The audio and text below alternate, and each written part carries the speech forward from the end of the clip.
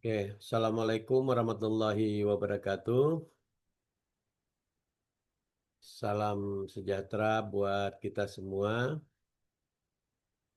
Saya melanjutkan kuliah yang kemarin ya. Jadi kalau dulu lembaga daerah ya BPBD ya sudah saya jelaskan. Hari ini nanti mudah-mudahan bisa selesai eh, untuk koordinasi antar lembaga. Kita berapa kali lagi kuliah, Nurjana? Sepertinya hari ini terakhir, Pak. Soalnya tinggal UAS kan. Tinggal UAS ya. Minggu depan Iya, sudah UAS mungkin kita ya. iya, Pak. Oke, kalau gitu baik. Hari ini bisa kita tuntaskan. Oke, jadi seperti yang sudah saya sampaikan di beberapa kuliah kita dan minggu kemarin tentunya, bahwa instansi terkait di dalam bencana, eh, siapa yang berperan, siapa yang eh, memberikan bantuan dan sebagainya. Nah, ada beberapa lembaga yaitu TNI Polri, ya, Kemenkes, sama mitra internasional. Nah, bagaimana peran TNI Polri itu? Nah, jadi TNI Polri ini di dalam bantuan bencana atau penanggulangan bencana itu dia berperan dalam evakuasi ya. Nah, keamanan, logistik berat, nah itu TNI Polri. Bantuan yang diberikan oleh instansi itu TNI Polri. Nah, di dalam bantuan TNI Polri ini tentunya dia tidak berdiri sendiri. Karena apa? Untuk evakuasi dan sebagainya dia juga harus berkoordinasi dengan instansi terkait, yaitu instansi daerah ya, pemerintah daerah. Nah, bagaimana cara mengevakuasi, nah, bagaimana keamanan logistiknya dia tidak bisa berdiri sendiri. Dia bekerja sama dengan pemerintah daerah. Nah, oleh karena itu, apapun yang dilakukan di dalam eh, apa penanggulangan bencana ini tidak terlepas dari yang namanya koordinasi tadi, ya.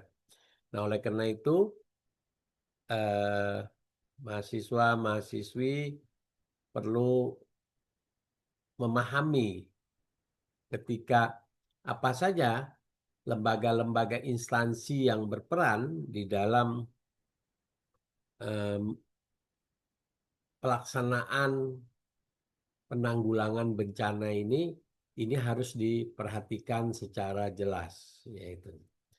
Nah, di situ TNI Polri itu yang saya sampaikan tadi bahwa dia selain evakuasi, keamanan logistik berat dan juga di daerah-daerah yang sangat terpencil ya, ya itu biasanya memang TNI Polri lebih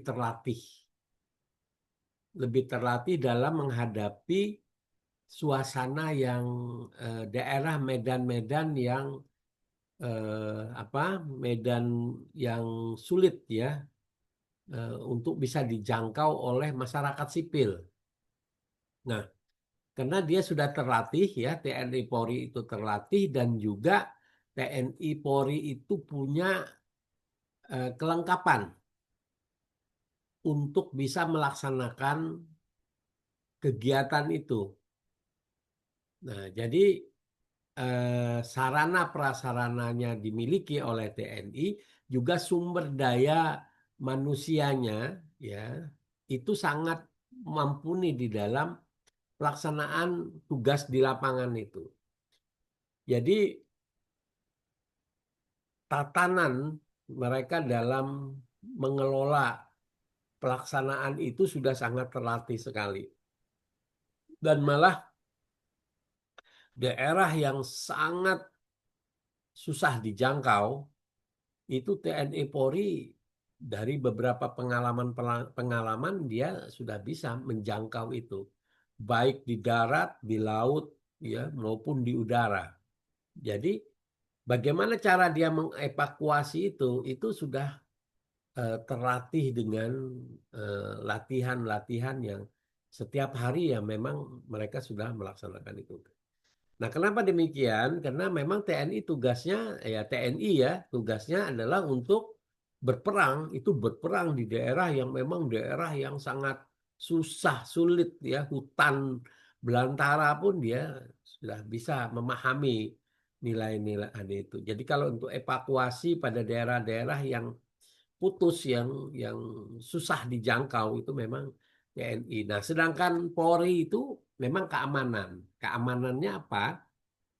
Ya jangan sampai nanti ketika di rumah ya, yang ditinggalkan kalau banjir begitu, itu ada orang-orang yang tidak bertanggung jawab gitu, orang yang memanfaatkan situasi. Nah, ini Polri berperan dalam pengamanan, menjamin keamanan itu bahwa eh, penanggulangan bencana ini bisa di apa bala bantuannya bisa berjalan dengan baik. Nah, begitu juga logistiknya ya berat. Jadi logistik beratnya itu seperti apa? Umpama bikin tenda dan sebagainya. Nah, ini eh, TNI Polri sudah mempunyai alat untuk bisa bagaimana dia mengevakuasi, bagaimana dia bisa membantu di dalam pelaksanaan kegiatan penanggulangan bencana. Nah, bagaimana selanjutnya dengan Menkes? Nah, sesuai dengan tugas fungsinya, Menkes itu menyediakan layanan kesehatan darurat dan pencegahan wabah. Mengapa demikian? Karena Kemenkes memang kewenangannya di bidang kesehatan, ya. Jadi di bidang kesehatan dia mempunyai tenaga teknis, ya, khusus untuk melayani bidang kesehatan. Apa itu bidang kesehatan yang dilayani? Tentunya apabila di dalam bencana itu terdapat korban jiwa, ya, korban jiwa di situ. Nah, itu bisa Kementerian Kesehatan garda terdepannya di dalam mengantisipasi itu. Jadi ada pertolongan pertama di dalam adanya korban jiwa itu. Nah, itu di Kementerian Kesehatan. Nah, terutama ketika ada korban yang ya baik korban yang apa tidak parah maupun parah itu bisa segera ditanggulangi oleh kesehatan. Nah, juga sampai apabila ada korban jiwa yang meninggal dunia. Nah, itu juga Kementerian Kesehatan terdepan ya untuk bisa mengantisipasi itu, untuk bisa membantu di dalam bagaimana masyarakat terkena bencana itu ya. Nah, biasanya di dalam beberapa hari bencana itu ya, baik gempa bumi, baik itu banjir, baik itu kebakaran, apapun bentuk-bentuk bencana itu biasa juga tidak terlepas dari adanya wabah penyakitnya. Kenapa? Nah, orang yang mendapatkan bencana ya itu biasanya ada faktor psikologis ya. Jadi down diri kita itu ada faktor psikologis yang mana tingkat kesehatannya tuh menurun. Nah, oleh karena itu biasanya di situ sangat mudah sekali terkena penyakit ya. Nah, itu yang dinamakan wabah. Apakah itu penyakit flu, apakah itu penyakit kalau kalau banjir itu ya biasanya gatal-gatal gitu dan sebagainya. Nah, ini eh, apa wabah itu menular di situ ya. Wabah itu menular. Menular untuk bisa menularkan lagi kepada orang-orang yang di sekelilingnya. Nah, apalagi itu kalau dievakuasi ya, tempat yang satu barak gitu ya, satu tenda gitu, tidur bersama-sama di situ. Nah, di situ kan bertemulah orang ya, ya yang istilahnya orang sehat, orang sakit dan sebagainya. Nah, di sini orang yang sehat bisa sakit di situ. Nah, ini yang dinamakan wabah ya. Bagaimana cara pencegahan wabah? Nah, otomatis di Kementerian Kesehatan sudah mempunyai langkah-langkah strategis untuk bagaimana mencegah wabah itu tidak menjalar kepada orang-orang yang tidak sakit gitu ya. Nah, juga orang yang sudah sakit akan diobati, orang yang belum sakit akan diberikan imunnya ya, ketahanan tubuhnya bagaimana dia bisa tidak sakit. Dan apabila ada sakit yang bisa menimbulkan wabah penyakit tadi, nah disinilah harus ada pencegahan. Nah, mungkin memberikan vaksin dan sebagainya. Nah, ini tugas daripada Kementerian Kesehatan. Jadi nggak bisa tugas yang ada di Kementerian Kesehatan, umpama kesehatan dilakukan oleh pemerintah daerah atau para relawan gitu.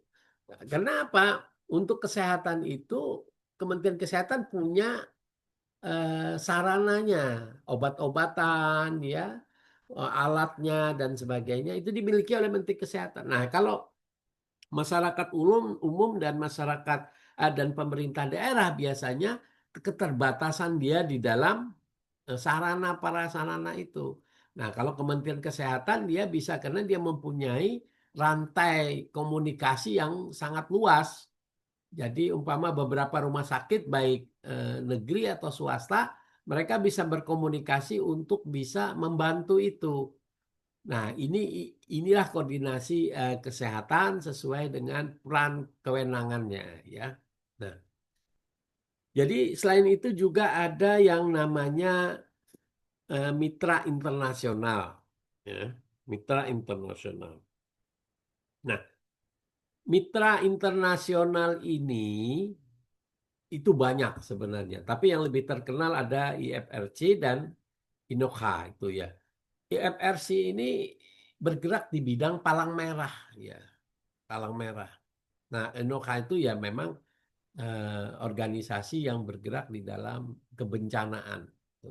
Nah, ini dia memberikan bantuan ya, dukungan teknis. Jadi apabila sebuah daerah itu negara dinyatakan kan dinyatakan darurat apa istilah itu bencana nasional, bencana lokal dan sebagainya. Nah, itu tergantung nanti bagaimana tingkat kedaruratannya itu di dalam kebencanaan itu.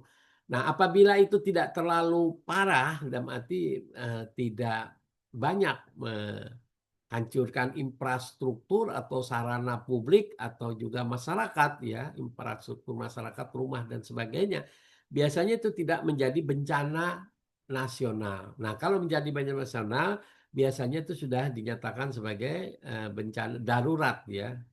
Indonesia darurat dalam bencana begitu. Nah, ini biasanya negara-negara yang mempunyai bidang di dalam kebencanaan atau bantuan-bantuan seperti Palang Merah Indonesia dan bantuan-bantuan kebencanaan itu langsung berkoordinasi dengan negara yang terkena musibah itu, terkena bencana itu.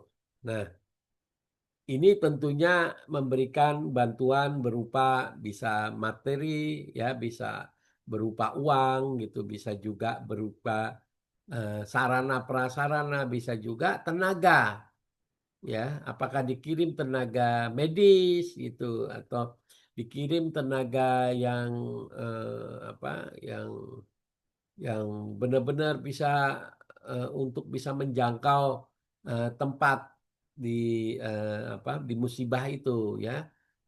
Itu seperti perahu karet dan sebagainya itu kan itu biasanya kalau kita kekurangan itu dibantu oleh negara-negara yang donor untuk memang kepedulian terhadap kebencanaan yang terjadi, ya. Nah, kita melihat kalau sudah tahu kita bagaimana kewenangan lembaga-lembaga itu di dalam menangani bencana, tentunya kita eh, harus paham, memahami bagaimana struktur komando mekanisme kerja, ya. Nah, struktur komando mekanisme kerja ini yaitu untuk eh, ada yang namanya istilahnya itu insiden command system, ya. Jadi struktur komando berstandar internasional untuk penanganan darurat. Nah, ini ada standar internasionalnya. Bagaimana untuk menangani penanganan darurat.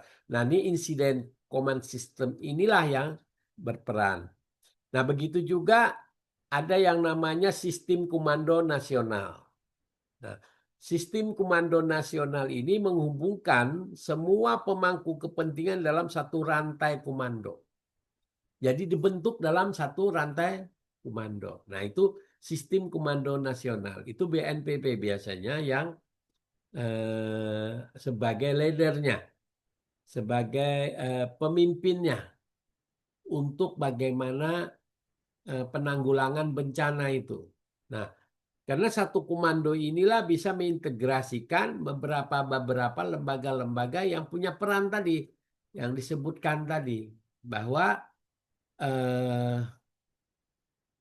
lembaga seperti TNI, Polri, Kementerian Kesehatan, dan lain-lain itu nanti di bawah Komando Nasional, ya, untuk membantu di dalam penanggulangan bencana itu. Nah, termasuk pemerintah daerah. Jadi dalam satu komando, baik itu dana bantuan. Nah, tapi kalau insiden command system ini komando standar internasional penanganan darurat. Jadi nanti itu yang berkomunikasi terhadap bantuan-bantuan negara-negara donor gitu. Dia bisa membantu itu, tapi dengan satu mekanisme komando kerja. Umpama apakah government to government, ya, G2G itu dilaksanakan gitu kan. Nah, itu tentunya bantuan yang diberikan itu ada yang bertanggung jawab di situ. Jadi tidak bisa diserahkan langsung ke masyarakat atau ke pemerintah daerah. Itu nggak bisa. Karena harus ada satu mekanisme standar internasional yang dijalankan untuk bagaimana sistem sistem penanggulangan bencana ini bisa terpenuhi secara internasional. Nah, selain sistem komando itu ada yang namanya integrasi SOP, ya, sistem operational prosedurnya. Jadi bagaimana prosedur operasi standar antar lembaga partisipan ini. Nah, ini ada SOP, tata caranya itu. Umpama bantuan ini kalau misalkan apabila kita menginginkan ada satu bantuan, bagaimana prosedurnya untuk, nah itu ada SOP-nya. Makanya integrasi seluruh lembaga yang punya SOP ini dalam satu komando SOP. Jadi jangan sampai nanti ini berdiri sendiri. Jadi justru di lapangan nanti tidak akan menemukan satu kesepakatan, satu pelaksanaan yang terintegrasi dengan baik begitu. Nah, ini ada SOP-nya nih yang harus diperhatikan, dalam arti harus ada konsensus kebersamaan untuk menjalankan itu. Nah, kalau sudah nanti terintegrasi dalam SOP-nya ini, nah tentunya seluruh peraturan, ya, langkah-langkah yang akan dilakukan itu sudah ada arah dan tujuannya. Standarnya bagaimana, apa yang harus dilakukan. Nah, setelah eh, setelah penanganan bencana itu, pasca bencananya juga bagaimana, SOP-nya ada di situ. Nah, apa yang harus dievakuasi oleh para lembaga terhadap korban bencana ini SOP-nya ada semua. Sampai sampai ketika dia akan dievakuasi ke mana, di daerah mana, lantas di barak mana, ya kan, atau di tenda mana mereka dievakuasi itu ada SOP-nya. Nah, siapa yang menangani, siapa yang mengangkat, nah itu yang dimaksud SOP dengan rantai komando yang sifatnya sistem komando nasional. Nah, apabila itu menjadi darurat nasional, ya itu langsung dipegang oleh pimpinan negara, ya presiden biasanya langsung bertanggung jawab terhadap pemulihan, terhadap pencegahan dan bukan pencegahan, terhadap pemulihan pasca bencana itu. Nah, itu di bawah koordinasi kepala negara biasanya yang harus selalu dilaporkan kepada kepala negara, dan kepala negara berkoordinasi untuk Bapak Presiden biasanya berkoordinasi untuk bagaimana penanganan ini bisa cepat, ya, bisa mencapai sasaran yang tepat, ya. Nah, begitu juga nanti pembagian logistik dan sebagainya. Jangan sampai nanti dimanfaatkan orang yang tidak bertanggung jawab. Karena dalam kondisi yang seperti ini biasanya banyak sekali orang memanfaatkan kondisi orang yang terkena bencana.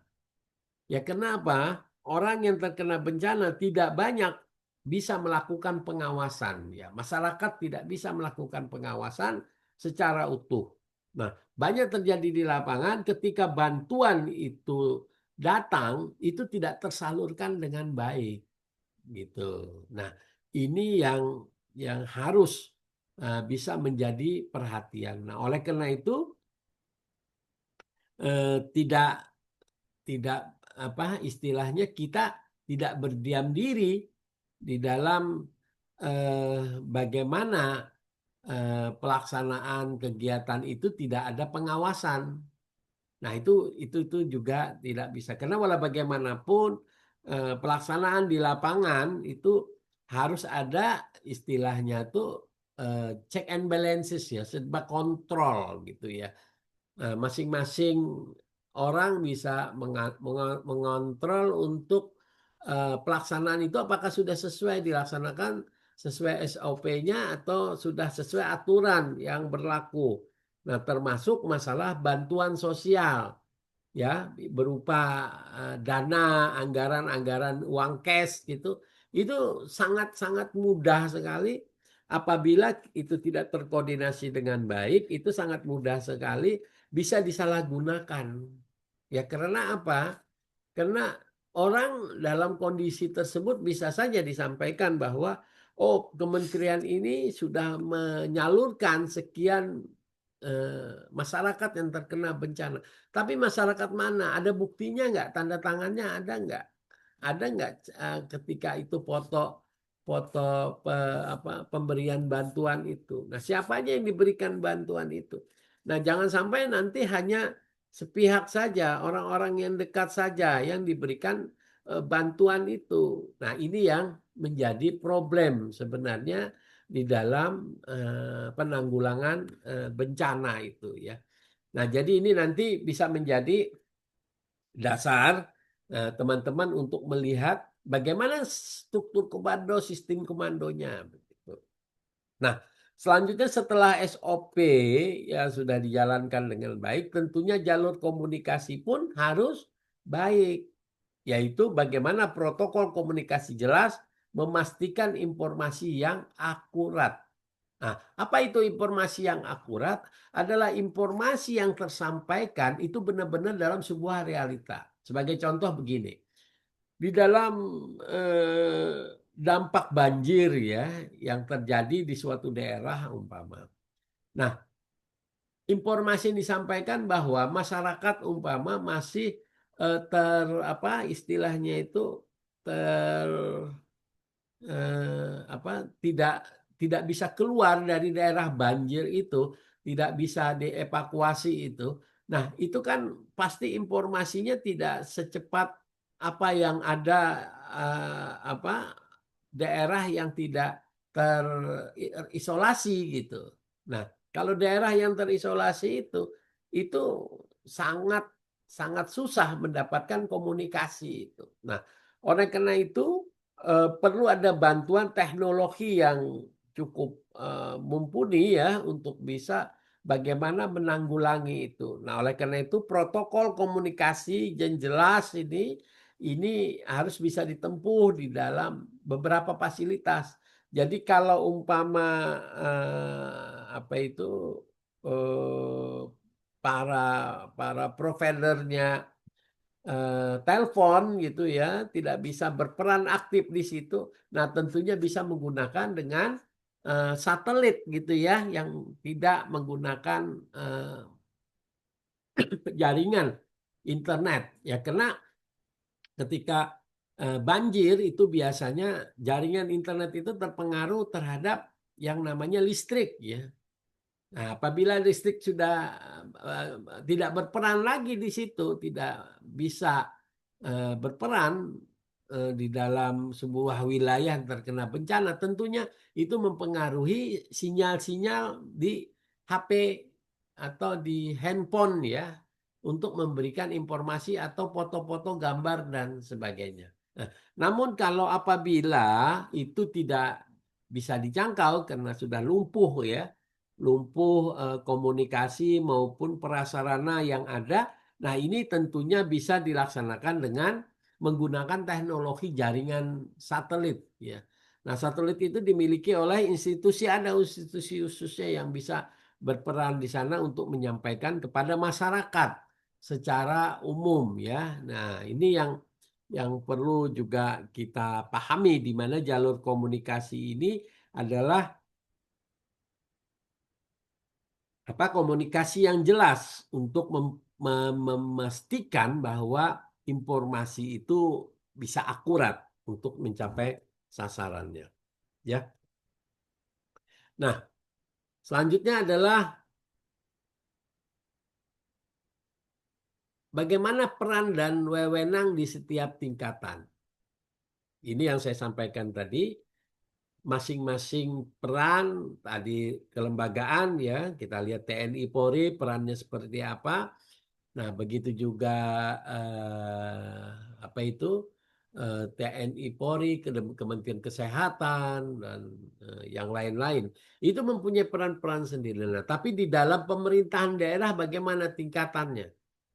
Nah, tingkatannya perlu kita pahami bahwa peran wewenang di setiap tingkatan pemerintah pusat itu menetapkan kebijakan ya nasional dengan mobilisasi sumber daya strategis. Jadi di pemerintah pusat itu tidak bisa menangani secara langsung di dalam konteks untuk penanggulangan bencana. Dia hanya membuat regulasi ya. Pemerintah pusat itu membuat regulasi yang regulasinya itu bisa menjadi acuan untuk bagaimana pengeluaran dana di lapangan. Jadi nanti kalau umpama pemeriksaan BPK gitu ya, itu kalau misalkan pemerintah pusat terlalu ekspansi ke ke pemerintah daerah, ini nanti tentunya akan bisa menyebabkan tingkat kebocoran anggaran yang dilaksanakan ke daerah ini semakin besar. Begitu. Nah, oleh karena itu kebijakan-kebijakan yang dibuat ini adalah membatasi juga kewenangan-kewenangan kekuasaan, yang mana kewenangan itu bisa tidak memberikan kepada pengobatan atau pemulihan ya, pemulihan bencana itu. Nah, ini yang perlu diperhatikan oleh para mahasiswa. Jadi nanti kalau misalkan UAS ya ada pertanyaan bagaimana peran pemerintah pusat, bagaimana peran pemerintah provinsi, bagaimana peran pemerintah kabupaten kota dan pemerintah desa di dalam menanggulangi bencana. Nah, ini bisa kita ceritakan dengan poin-poin ini tadi. Nah, selain dari pemerintah pusat, ada pemerintah provinsi namanya. Nah, inilah yang melakukan koordinasi lintas kabupaten dan dukungan sumber daya regional. Nah, karena apa? Pemerintah provinsi adalah kepanjangan tangan dari pemerintah pusat. Jadi oleh karena itu yang mengeksekusi ke lapangan itu adalah pemerintah provinsi dengan pemerintah kabupaten kota. Nah, itu harus bekerja sama, harus tune in dia. Harus istilahnya bisa memenuhi unsur-unsur untuk penanggulangan bencana itu. Nah, jadi kalau pemerintah pusat itu menetapkan kebijakan nasionalnya, pemerintah provinsi yang melakukan koordinasi lintas kabupaten dengan dukungan sumber daya regional. Jadi diberikan oleh pemerintah pusat umpama untuk penanggulangan bencana banjir yang ada di suatu daerah X, dikasihlah umpama 100 miliar. Begitu untuk bisa menanggulangi bencana, atau biasanya juga apa di dalam pemberian anggaran dan sebagainya. Nah, itu pemerintah provinsi yang mempunyai anggaran yang disampaikan oleh pemerintah pusat kepada pemerintah provinsi. Nah, disinilah pembagiannya nanti di dalam umpama di dalam sebuah daerah ya, itu ternyata dampak banjirnya sangat luas. Ada melintasi beberapa kabupaten kota. Nah, tentunya pemerintah provinsi di sinilah yang mengkoordinirkan kepada pemerintah daerahnya. Nah, apa tugas pemerintah daerah di dalam konteks penanggulangan bencana ini, manajemen bencana ini apa? Nah, pemerintah kabupaten kota mengimplementasikan langsung dalam penanganan di lapangan, ya. Jadi ini yang perlu dipahami oleh para mahasiswa, mahasiswi ya, tentang bagaimana pembagian-pembagian tugas, bagaimana apa yang harus dilakukan, apa yang harus kita koordinasikan, nah, batasnya kewenangannya seperti apa. Nah, ini semua sudah kita pahami tentunya ya. Jadi jangan sampai nanti ketika ada bencana gitu kita langsung masuk ke pemerintah pusat. Nah, itu juga nggak bisa karena ada SOP-nya, prosedurnya. Jadi kalau umpama terjadi di kabupaten kota itu ya itu kita bekerja sama, kita berkoordinasi dengan pemerintah provinsi untuk bisa bagaimana pelaksanaan manajemen bencana itu bisa dilaksanakan. Nah, ada yang paling daerah yang paling terkecil ketika itu berdampak daripada bencananya itu adalah pemerintah desa. Tugasnya apa? Memobilisasi masyarakat dan sumber daya lokal. Nah, jadi pemerintah desa itulah karena dia yang dekat dengan desanya, dia yang punya komunikasi langsung dengan desanya, inilah dia bisa memobilisasi. Dan biasanya itu pemerintah desa ini dia yang sangat paham lokasinya. Kenapa? Dia menjadi pendamping ya. Jadi bisa pemerintah pusat nanti memberikan regulasi, tapi ketika di pemerintah desa yang paling kecil, itu bisa dilakukan ketidakpahamannya di dalam manajemen bencana, itu bisa melakukan pendampingan-pendampingan pada komunitas negara daerah-daerah yang bisa memberikan pendampingan kepada masyarakat yang lebih. Nah, pendampingan itu berupa apa? Bisa berupa pendidikan atau pemulihan psikologi kan gitu kan. Bisa juga di dalam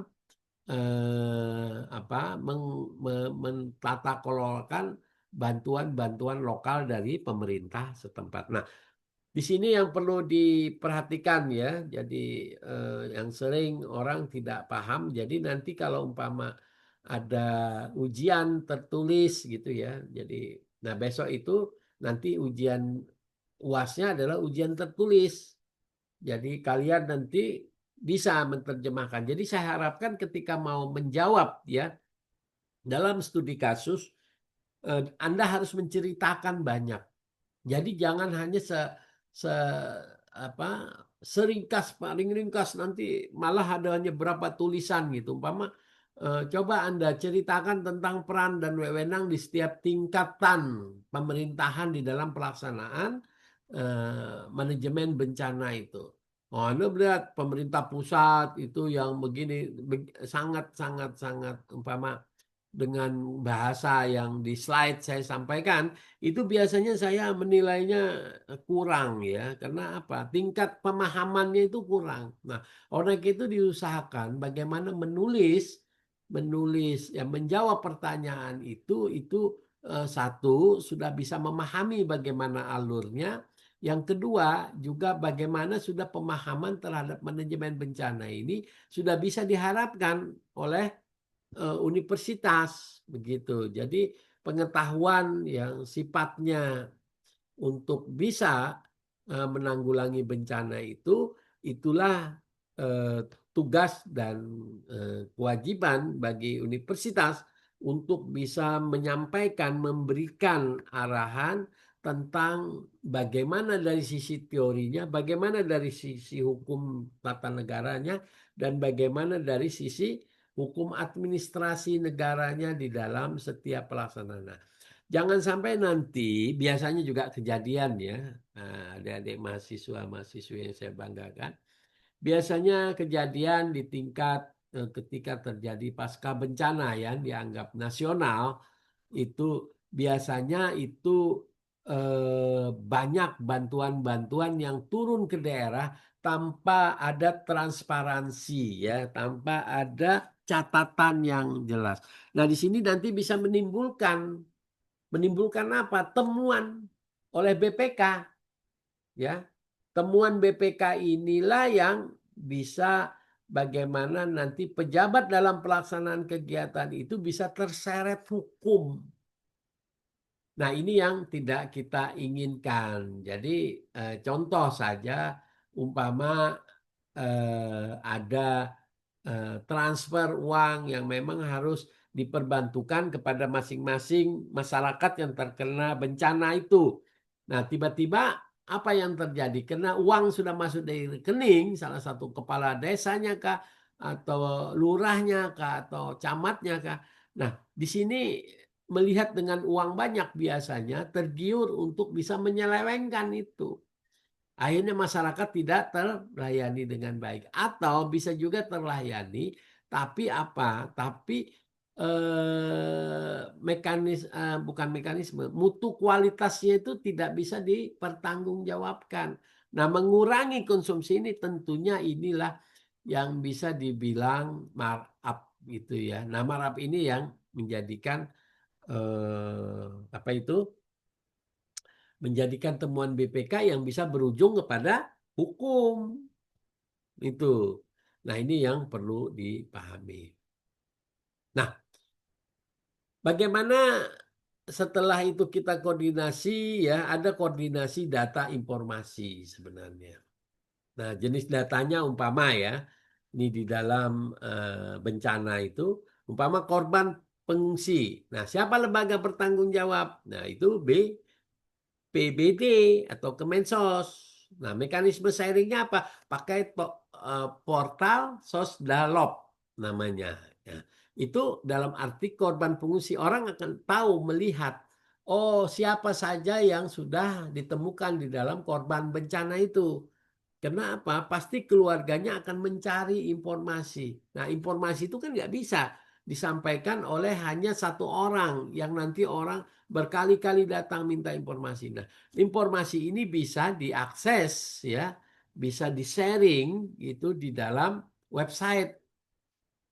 Jadi datanya itu bisa dilihat di website ataupun kalau di apa di beberapa paguyuban ya masyarakat tuh mempunyai satu anu juga alat ya untuk komunikasi database itu yaitu menggunakan apa? Menggunakan aplikasi super app ya yang bisa terjangkau yang cepat yang istilahnya kalau di-download juga tidak apa? Tidak menimbulkan resolusi yang banyak gitu di dalam implementasi aplikasinya itu. Nah, ini kalau dari pengalaman saya gitu ya untuk bisa melihat pada portal ini kan tentunya membutuhkan internet ya kalau web. Tapi kalau yang namanya super app itu bisa juga, tapi dalam satu bentuk yang terintegrasi. Biasanya itu ada SOS ya, apa itu SOS, sistem eh, organisasi security-nya ya. Jadi apa security organisasi sistem ya. Jadi dalam satu satu integrasi yang kita kalau kita mau komunikasi dengan siapa juga bisa via telepon di sana, pakai WhatsApp itu jaringan-jaringan WhatsApp itu. Nah, itu perlu yang namanya eh, apa eh, adanya untuk korban pengungsi itu data ya. Nah, kalau kerusakan infrastruktur, siapa lembaga yang menangani? Nah, itu PUPR sama dengan BNPB. Nah, bagaimana mekanisme saringan dengan menggunakan sistem informasi bencana, tetap menggunakan aplikasi tadi. Jadi kerusakan infrastruktur berapa dan perlu bantuan berapa, nah, ini masuk dilihat dari kerusakan infrastruktur. Nah, begitu juga dengan kesehatan medis ya, kesehatan medis.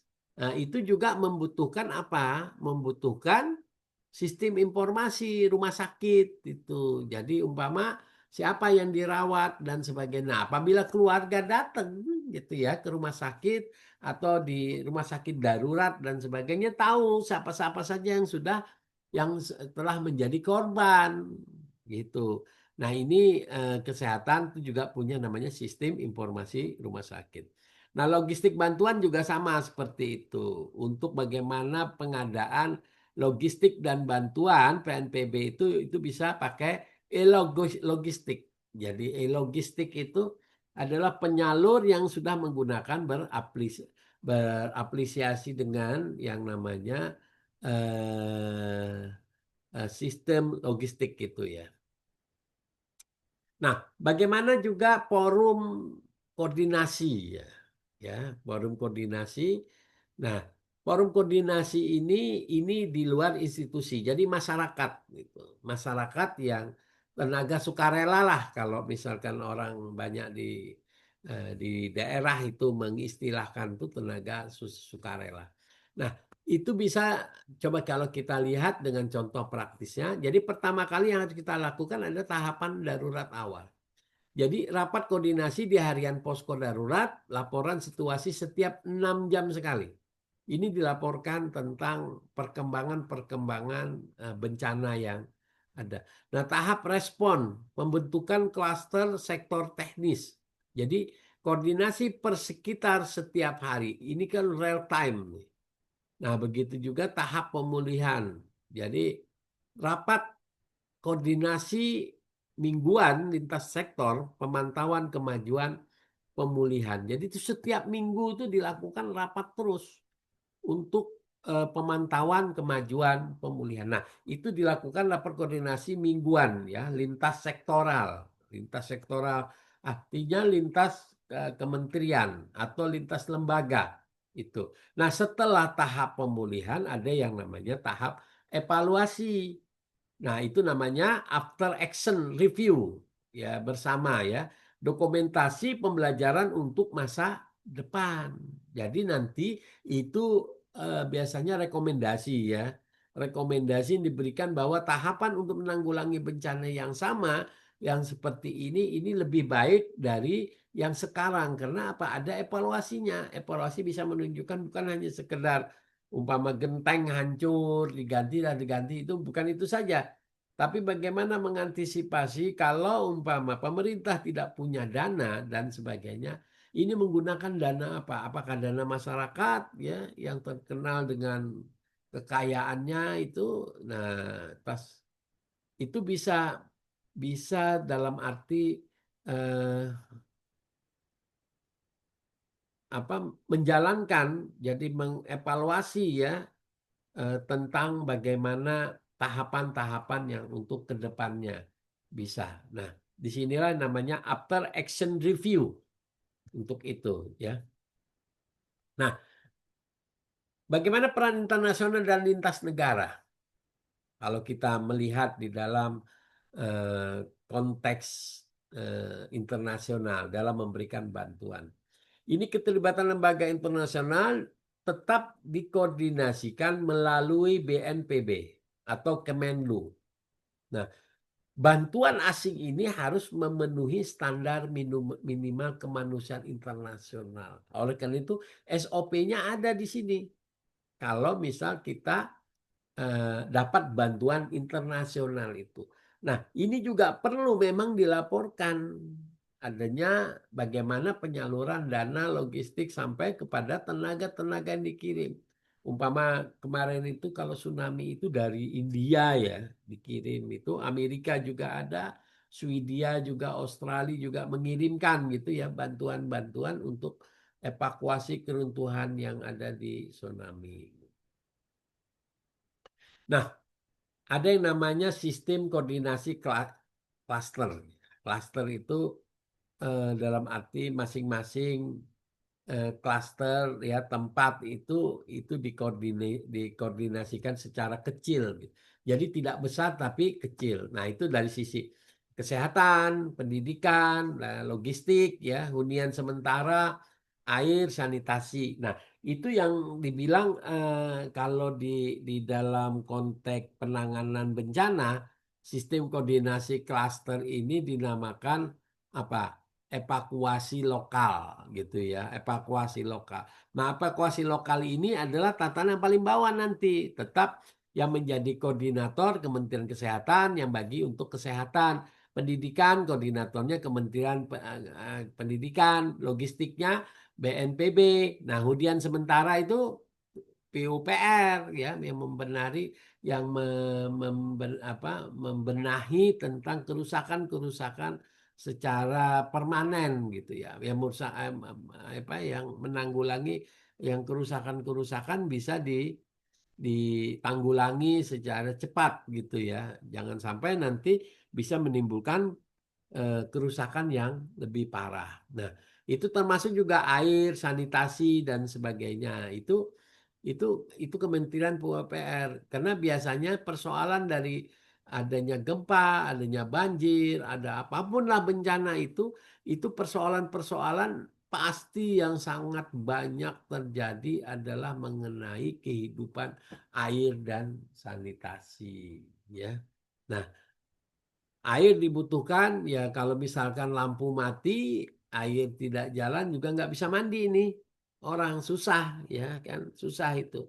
Hanya orang minum apa sebagainya. Nah, itu di eh, apa tentang bagaimana sistem koordinasi klaster. Jadi klaster itu tertentu ya, yang sekian wilayah, wilayah, wilayah, wilayah itu udah dibagi-bagi. Nah, bagaimana juga kita melihat ya alur penanganan bencana ini seperti apa. Nah, alur alur penanganan bencana ini tentunya tidak lepas dari kajian cepat atau validasi.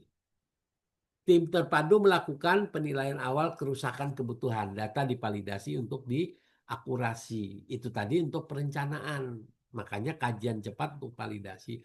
Jadi bagaimana memvalidasi itu tentunya kita melihat tentang kebutuhan-kebutuhan sebuah daerah di dalam bencana itu. Nah, kalau itu ringan dan itu mungkin tidak terlalu susah ya untuk menentukan bagaimana penilaian atau kerusakan kebutuhan. Tapi kalau sudah menyangkut sampai ribuan orang gitu ya, rumah dan nah ini kajian-kajian cepat juga membutuhkan sumber daya manusianya untuk penanganan. Nah, ada deklarasi status aktivasi. Nah, pemerintah menetapkan status bencana tadi yang diaktifkan dengan pemangku kepentingannya. Makanya saya bilang tadi ada yang namanya bencana nasional, ada bencana lokal, ada bencana sosial gitu ya. Nah, semuanya ini menjadi ada yang namanya statusnya untuk menjaga ke sana. Nah, begitu juga mobilisasi sumber daya. Jadi, bantuan logistik, personel, peralatan dimobilisasi sesuai mandat masing-masing. Jadi, ketika mau action ke lapangan, turun dan sebagainya, ini sudah mempunyai aturan-aturan yang mengaturnya. Nah, begitu juga evaluasi dan transisi ya. Jadi bagaimana evaluasi transisi di dalam pemantauan respon penyesuaian strategis ya, transisi ke fase pemulihan. Ya. Nah, ini pengolahan sumber daya manusia. Mana yang paling banyak yang diperhatikan tuh dua, yaitu medis kesehatan dan logistik dasar. Nah, logistik dasar itu yang bagaimana apa peralatan-peralatan pasca banjir, apakah kalau dia berkemah sendiri nanti bagaimana sanitasinya gitu kan. Nah, ini yang perlu. Jadi logistik dasar sama medis kesehatan ini mempunyai porsi yang besar ya. Kalau dari dilihat grafik yang saya sampaikan ini sangat besar untuk bisa menjadi perhatian. Jadi nanti kalau negara kita ini di Jakarta ya, tapi janganlah itu kalau ada bencana seperti itu dua yang menjadi dasar untuk apa kegiatan. Jadi jangan dipotong lagi anggarannya dan sebagainya begitu. Jadi kalau kita sudah melihat mana kekuatan yang bisa kita perhatikan gitu ya, baik pemerintah daerah nanti atau kita masyarakat secara umum paham, pasti yang terbesar adalah logistik dasar dan medis kesehatan. Alat berat transportasi itu bisa dibilang vital tapi apa eh, sangat dipengaruhi dulu oleh logistik dasar dan medis. Nah, mana tadi? Nah, posko terpadu di lapangan ya.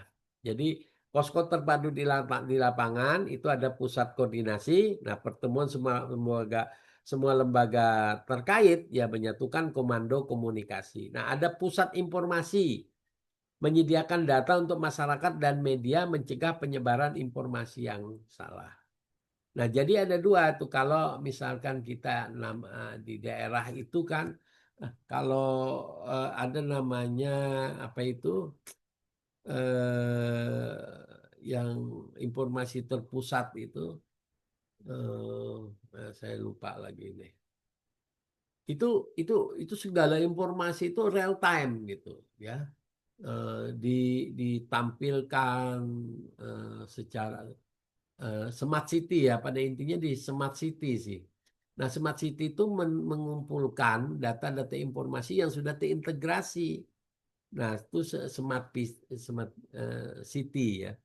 Jadi data masyarakat tuh bisa, oh ini memang di daerah ini, kabupaten ini sekarang itu tidak bisa bangkit, dalam arti membangun rumahnya dan sebagainya akibat dari banjir itu. Nah, itu eh, menyediakan pusat informasi yang terpadu.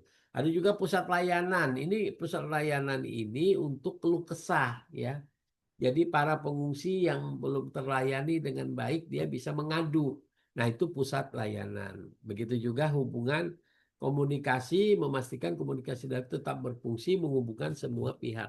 Jadi hubungan komunikasi yang kalau hubungan komunikasi ini biasanya ada sistem yang sudah disetting ya untuk bisa kayak kita umpama ada pengaduan tentang telepon rusak. Nah, pasti itu sudah by system ya. Nah, ada suara perempuan, suara laki-laki dan kalau mereka tutup itu balik juga ke operator. Nah, memang tenaga-tenaga yang seperti ini ya, kalau di dalam teknologi itu bisa tersisihkan memang. Namun demikian, tenaga manusia masih tetap dibutuhkan di dalam bagaimana posko terpadu di lapangan. Nah, para mahasiswa-mahasiswi yang saya banggakan, bagaimana komunikasi krisis di media. Jadi kalau yang namanya komunikasi publik itu terkoordinasi melalui juru bicara tunggal resmi. Jadi nanti setiap informasi yang terkini dari BNPB maupun Kementerian Kesehatan maupun Kementerian Kominfo gitu Nah, itu satu pintu saja. Siapa nanti jubirnya? Umpama di situ BNPB atau komunikasi politik gitu ya. Yang dalam arti itu menyampaikan, yang bisa menyampaikan kepada masyarakat atas kebijakan-kebijakan pemerintah. Nah, begitu juga ketersediaan informasi tersedia sepanjang waktu untuk media dan publik itu 24 jam per 7 hari. Ya, harus kita punya 24 per 7 hari. Nah, diverifikasi informasi yang masuk itu diverifikasi harus minimal 2 kali sebelum disebarkan. Jadi informasi-informasi jangan sampai yang menjadikan informasi yang sesat gitu. Pertama, ketika kita di daerah ada laporan, pengaduan dan sebagainya, itu tidak diinfokan bahwa informasi yang diverifikasi dianggap tidak terlalu penting dimasukkan ke laci gitu ya, di tong sampah gitu yang tidak apa tidak di follow up secara baik dan benar. Nah, ini pada target SOP-nya juga ada 15 detik itu sudah ada respon.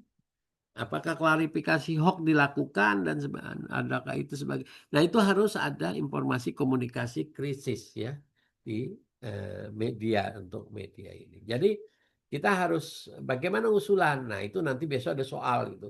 Ketika terjadi informasi hoax yang menyangkut masalah kebenaran, ada bantuan sebagainya. Nah, siapa yang bertanggung jawab? Nah, di situ bisa kita ceritakan ada satu pintu, ada kesetiaan informasi sampai 24 jam per minggu. Nah, setelah mendadak masuk berita-berita itu diverifikasi, direspon dengan cepat dan sebagainya gitu ya.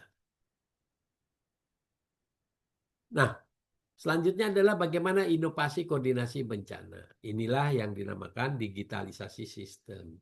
Ini ada dashboard daring memungkinkan pemantauan real time tadi yang saya bilang smart city tadi. Nah, smart city ini di dalam pelaksanaannya ada namanya command center. Nah, command center itulah yang menampilkan beberapa data-data yang mudah untuk bisa pengambilan keputusan secara cepat.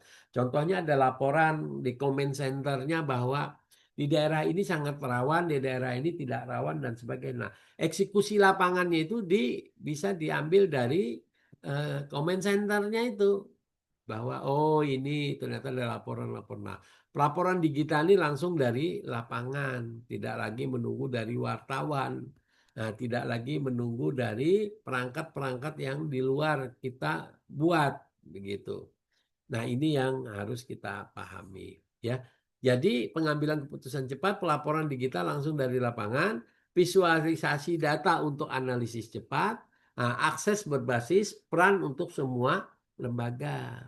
Nah, oleh karena itu inovasi-inovasi ini terus berkembang. Jadi hari ini inovasi ini diberikan ya diciptakan mungkin 2 bulan 3 bulan yang akan datang aplikasinya ini akan berubah karena bencana ini kan begitu dinamis ya. Bencana umpama pada tahun 2025 hanya menyangkut sekitar kebanjiran itu hanya 500 rumah gitu. Mungkin di tahun depan bisa sampai 200 rumah ya karena tidak bisa prediksi yang lebih akurat gitu ya untuk bagaimana koordinasi impor. Nah, di sini dibutuhkan inovasi dalam koordinasi bencana itu. Nah, koordinasi ini tentunya bukan seperti semudah apa yang kita pikirkan dalam berkoordinasi. Nah, itu tadi di lapangan tadi ada yang namanya tantangan koordinasi antar lembaga. Apa itu tantangannya? Ya ada ego sektoral, ada perbedaan SOP, ada keterbatasan data. Apa yang dimaksud dengan ego sektoral? Yaitu itu hanya terbatas pada fokus pada mandat, ya terbatasnya mandat ketidakjelasan batas wewenangnya itu apa. Nah itu ego sektoral. Akhirnya dia mencaplok pekerjaan orang lain. Menjalankan padahal pekerjaan dia pun juga belum selesai. Nah kompetensi antar lembaga negara bisa saja masing-masing lembaga negara menunjukkan bahwa kerja saya ini loh yang lebih hebat dari lembaga lain. Kalau tidak ada saya, banjir ini tidak bisa ditanggulangi dengan cepat. Nah, ini ego sektoral ini. Ini yang bisa memancing dalam arti apa? Ketidakkompakan di lapangan. Nah, termasuk juga perbedaan SOP, standar operasi berbeda, format pelaporan tidak seragam, terminologi tidak standar. Nah, ini karena tidak jelas regulasinya. Ini banyak terjadi di pemerintah daerah, ya. Tapi tantangan itu bisa dibuat dalam sebuah regulasi yang bagus. Bagaimana tantangan, bagaimana tingkat kesulitan di dalam berkoordinasi itu nanti akan terjawab, ya, tersampaikan di situ. Nah, ada juga perbedaan SOP tadi, format pelaporan tidak seragam, terminologi tidak standar. Ada keterbatasan data, ya. Nah, keterbatasan data, kurangnya data real time. Jadi data data yang perlu diekspos, dieksekusi apa itu ternyata apa? Ternyata tidak ada laporan yang langsung. Umpama melaporkan apa itu bekas dandannya istrinya, umpama eh, apa itu data, oh ini eh, data-data yang harus dipenuhi begitu kan. Nah, ini yang harus kita kita dapatkan data real time ini, ya, itu bagaimana cara mengakses. Nah, itu bisa diakses dengan yang namanya teknologi tadi, yang namanya apa itu? Yang namanya eh, eh, teknologi yang bisa diakses lewat HP ataupun laptop, ya, sarana sarana dari teknologi yang bisa kita. Nah, begitu juga infrastruktur teknologi terbatas. Ini infrastruktur teknologi terbatas tuh bagaimana kita bisa mengatasinya nanti. Jadi kurangnya data real time, bagaimana kesenjangan kapasitas daerah, bagaimana. Nah, data-data ini yang perlu harus kita antisipasi. Nah, ini contoh saja studi kasus, ya, penanganan banjir di Jakarta tahun 2024. Nah, bagaimana cara mengatasi ini? Nah, ini ada beberapa langkah, ya. Aktivasi sistem terpadu. Posko koordinasi dibentuk dengan perwakilan BPD, TNI Polri, DLH, dan relawan. Nah, ini prosedur pertama. Yang kedua itu klaster logistik dan evakuasi. Mengaktifkan klaster khusus untuk pengelola bantuan dan evakuasi pengungsi. Nah, ini coba kita lihat nih. Kayak begini, ini klaster sudah. Pengungsi-pengungsi. Nah, penyelarasan data. Tantangan utama adalah menyelaraskan data korban dan pengungsi dari berbagai sumber. Jadi tidak juga kita hanya data kita saja, tapi ada mengumpulkan, kita selaraskan apakah benar data-data yang disampaikan ini data-data orang yang terkena bencana, yang terkena musibah ini. Nah, baru yang namanya evaluasi pasca bencana gitu. Jadi ini mereview bersama menghasilkan perbaikan protokol koordinasi untuk masa depan gitu. Nah, itu yang tadi studi kasus penanganan banjir, ya, di Jakarta. Kita bisa melihat, nah, bagaimana langkah-langkah itu yang harus kita tempuh. Nah, bagaimana studi kasus gempa di Sulawesi Selatan, Sulawesi Barat, ya, tahun 2021. Nah, BNPB itu personel terlibatnya lebih banyak dibandingkan dana bantuannya, ya, miliaran berapa. TNI Polri juga banyak tenaganya yang dibutuhkan di sana. Anggarannya kecil, ya. Kemenkes juga harus di level 1 mau ke level 2 gitu. Tapi dia tidak apa tidak memahami itu, yang akhirnya apa ini bisa terbolak-balik ini. Jangan-jangan nanti anggaran Menkes besar tapi ternyata personil yang terlibat sedikit. Nah, ini juga nggak bisa. Ini harus ada seperti studi kasus ini bisa menjadi bahan untuk kita bisa apa istilahnya itu menganalisis, ya, analisis kebutuhan itu. Nah, bagaimana evaluasi penanganan dalam pembelajaran. Nah, ini kan tingkat dalam arti bahwa ketika kita sebelum mengimplementasikan pelaksanaan penanggulangan bencana itu, ini perlu evaluasi, yaitu pemantauan berkelanjutan terus-menerus ya. Jadi efektivitas respon dipantau sepanjang siklus darurat, penyesuaian dilakukan berdasarkan temuan dan sebagainya. Nah, begitu juga ada yang istilahnya after action review tadi, evaluasi bersama lintas lembaga setelah fase tanggap darurat, identifikasi keberhasilan. Begitu juga dokumentasi pembelajarannya, best practice-nya, dan lesson learner, pengalaman ya. Eh, Lesson learner inilah pengalaman-pengalaman yang ada banjir itu bisa menjadi protap nanti nih, dikomentasikan menjadi sebuah protap. Nah, menjadi dasar perbaikan sistem koordinasi ya. Nah, best practice dan lesson learner. Learner itu ya itu pembelajaran ya. Ya, pengalaman yang kejadian yang sudah. Begitu juga perbaikan sistem ya.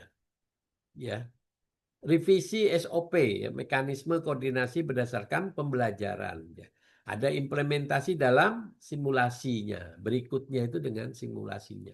Nah, ini yang menjadikan nanti akan mudah ketika kalau di dalam ada terjadi lagi bencana. Biasanya bencana itu kalau terjadi di tahun ini mungkin dalam beberapa tahun-tahun akan datang akan berbalik menjadi bencana lagi. Nah, begitu juga penguatan koordinasi. Nah, itu kita lakukan dengan pelatihan rutin lintas lembaga, digitalisasi sistem pelaporan, pemutakhiran SOP bersama. Ini semua ini dilakukan dengan penguatan koordinasi. Jadi, koordinasi-koordinasi yang kita lakukan itu bagaimana caranya? Ya, harus ada pelatihan-pelatihan tadi. Begitu juga digitalisasi sistemnya, bagaimana sistemnya, lembaga terpusat dengan akses, perannya siapa saja menangani. Begitu juga pemutakhiran SOP bersama gitu. Nah, ini ada roadmap ya. Indonesia itu mempunyai roadmap sebenarnya untuk masa depan koordinasi bencana ini. Nah, ini di dalam Undang-Undang Bencana itu tahun 2005 ini apa nanti? Ini penguatan jejaring lokal. Nah, fokus pada kapasitas desa tangguh bencana. Jadi di desa itu sudah kita antisipasi dengan nanti di tahun 2005 ini kalau di dalam konteks penanggulangan bencana ini sudah penguatan jejaring lokal. Nah, nanti 2027 penguatan kelembagaan ya, bagaimana peningkatan kapasitas BPBD dan stakeholder lainnya itu, standarisasi kompetensi personilnya dan sebagainya. Ini 2030 kolaborasi regional global. Nah, ini diharapkan 2030 kita sudah menjadi koordinasi regional dunia yang istilah tidak diragukan lagi lah ya. Nah, terakhir adalah bagaimana koordinasi lembaga itu merupakan kunci manajemen bencana yang efektif. Jadi itu saya sampaikan tadi. Jadi tanpa koordinasi yang baik, tentunya upaya terbaik pun akan terhambat. Jadi tidak bisa penanggulangan itu secara parsial atau secara klaster tadi hanya itu saja dilakukan, tidak bisa. Secara klaster dilakukan, secara nasional dilakukan, secara internasional juga dilakukan. Nah, caranya dengan melakukan kolaborasi, inovasi, adaptasi ya. Maka Indonesia akan lebih tangguh menghadapi tantangan bersama. Nah, ini demikian yang bisa saya sampaikan dalam kuliah kita pada hari ini. Nanti ini dipelajari ya, juga nanti saya akan menyampaikan eh, hasilnya ya, hasil dari slide ini nanti saya akan kirimkan ke ketua kelas nanti untuk bisa mendapatkan hasil apa saja yang dibutuhkan untuk perkuliahan ini. Dan juga nanti materi-materi bisa dipelajari dari sana dan juga nanti rekaman juga akan saya kirim juga biar untuk menjadi dasar menjadi dasar teman-teman untuk bisa belajar ya lebih ini lagi. Ya, sebelum kita akhiri mungkin ada pertanyaan? Apa ada yang belum paham atau seperti apa? Ujian besok dan sebagainya, ada pertanyaan? Bapak untuk ujiannya nanti online atau bagaimana? Ujiannya tetap online, tapi nanti tidak seperti UAS ya. Kalau UAS kan eh, kita diketik ya. Kalau ini nanti dengan tertulis ya. Dengan tertulis nanti saya sampaikan soal studi kasusnya. Nanti tertulis ditulis. Jadi itu di kelas nanti mengerjakannya ya. Nah pada hari itu juga nanti akan dikirim ke saya seperti biasa ya. Kalau nggak salah Nurjana pernah anu ya mata pelajaran saya dulu pernah mengikuti apa belum Belum sebelum. pernah, Pak. Oh, belum pernah ya. Ya nanti Iya. saya WA, nanti mengerjakan di kelas nanti dikerjakan soal-soal itu tertulis ya, nulis tangan ya. Kenapa menulis tangan?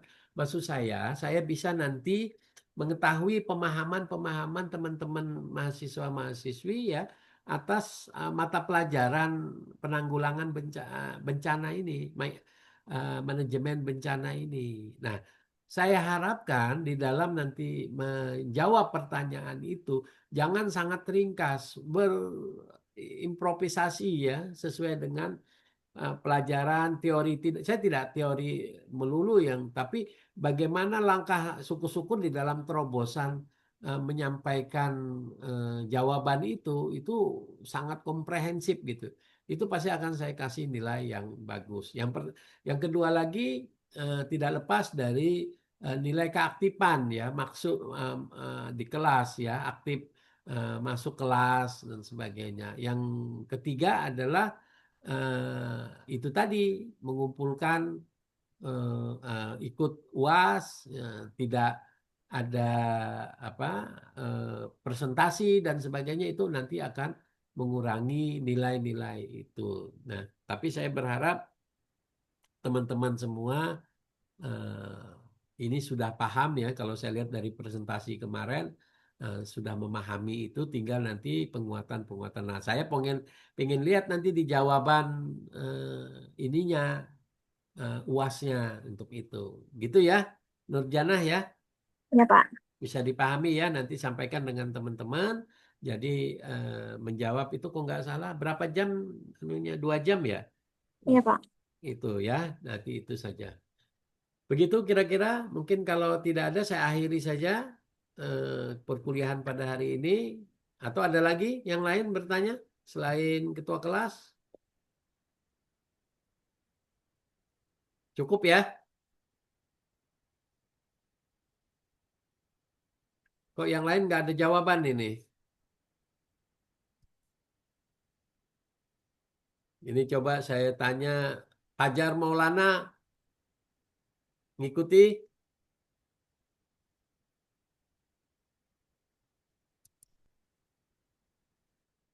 Ini yang kuliah jangan-jangan tidak ada yang mengikuti ini ya, cuma masuk saja ya. Maaf Pak, ulun di jalan Pak, Oh, di panggil ke jalan. kampus. Oh Ini ya, ya. Ya udah tapi ngikuti kuliah ya. Pak, Ya, harus ngikuti HP-nya kuliah. di dalam tas. Ya, ya.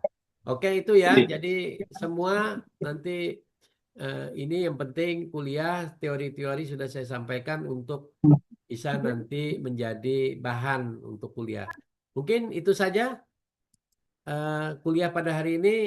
Saya ucapkan terima kasih atas kehadiran teman-teman mahasiswa-mahasiswi semua. Dan ini adalah kuliah yang terakhir. Mudah-mudahan apa yang saya berikan ini bermanfaat. Dan apabila ada hal yang kurang berkenan di dalam penyampaian saya mohon maaf yang sebesar-besarnya ya.